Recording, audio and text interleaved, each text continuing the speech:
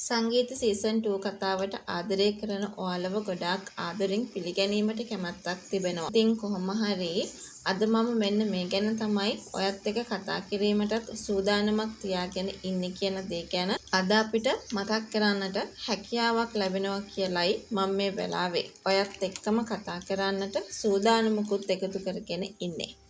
ඔයා දන්නවද? ඒ තමයි ඉදිරියට මේ වගේ දෙයක් වෙනවා. කල්න සහ චේතනා මේ වෙනකොට ආදරෙන් ළඟට වෙලා ඉන්නවා කියන එක ගැන දන්නවා. ඒ වගේම ගෙවල් වල අය නම් හරිම කැමැත්තෙන් මේ දෙයට කැමැත්ත දුන්න කියන දේ ගැනත් අපි හොඳින්ම දැනගෙන ඉන්නවා කියන කතාව තමයි මම මේ වෙලාවේ ඔයත් එක්ක කතා කරන්නට පවා සූදානමක් ඇති කරගත්තේ කියන කතාව ගැන මට පෙන්වලා දෙන්න පුළුවන්. හැබැයි ඒ වුණාට චේතනාගේ ගෙදරින් මේ කල්නට අකමැති වෙන්න ලොකු හේතුවක් බලපාන්නට පුළුවන්. ඇත්තටම ඒ හේතුව මොන වගේ එකක් කියලාද ඔයාට හිතෙන්නේ? ඉතින් මම දැන් ඒ ගැන තමයි ඔයාට පැහැදිලි කිරීමට සූදානමකුත් ඇති කරගෙන ඉන්නේ කියන කතාව ගැන තමයි අද අපි හැමෝම මේ වෙලාවේදීත් කතා කරන්නට ඉඩක් තියාගෙන ඉන්නේ කියන කතාව ගැන. අද අපි මේ වෙලාවේදී ඔයත් එක්කම කතා කරන්නට සූදානමක් ඇති කරගෙන ඉන්නවා කියන කතාව ගැන තමයි මම මේ වෙලාවේදී ඔයත් එක්ක එකතු වෙලා දැනුවත් කරන්නට සූදානමකුත් ඇති කරගත්තේ කියන කතාව ගැන මම අද මේ වෙලාවේ ඔයව දැනුවත් කරමින් කතා කරන්නට බලාපොරොත්තුවක් තියාගෙන ඉන්නවා කියන කතාව ගැන තමයි අද අපි හැමෝම මේ වෙලාවේදීත් කතා කරන්නට ඉඩක් තියාගෙන ඉන්නේ කියන කතාව ගැන.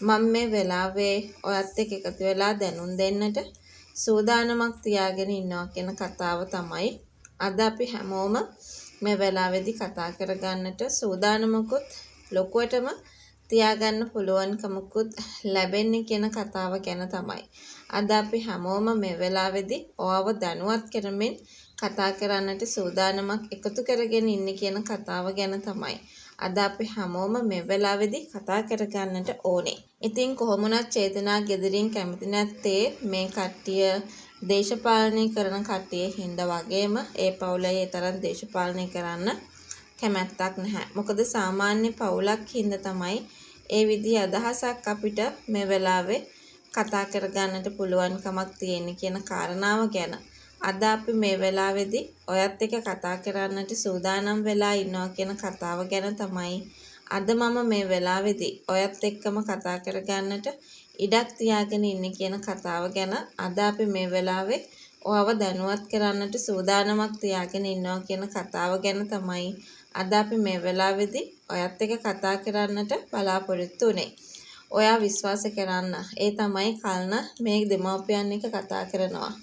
ඒ තමයි මගේ බාරවලට මගේ සම්බන්ධයක් නැහැ. ඒක අපේ තාත්තලාගේ බිස්නස් එක. හැබැයි ඒක නීති විරෝධීව කරන දෙයක් නෙමෙයි කියන එක පැහැදිලි කරලා දෙන්න කටයුතු කරනවා. අනිත් එක මම දේශපාලනයට ඇවිල්ලා ඉන්නේ රට හැදීමේ බලාපොරොත්තුවෙන් පමණයි. ඉතින් කිසිම වැරද්දක් ඒ වෙනුවෙන් මම කරන්න බලාපොරොත්තු වෙන්නේ නැහැ කියන කතාව ගැන පැහැදිලි කරලා දීමත් එක්ක කල්නත් එක්ක කතා කරාට පස්සේ මේ කට්ටිය ගොඩාක් පැහැදිලි කියලා අපිට විශ්වාස කරන්න පුළුවන්කම ලැබෙනවා.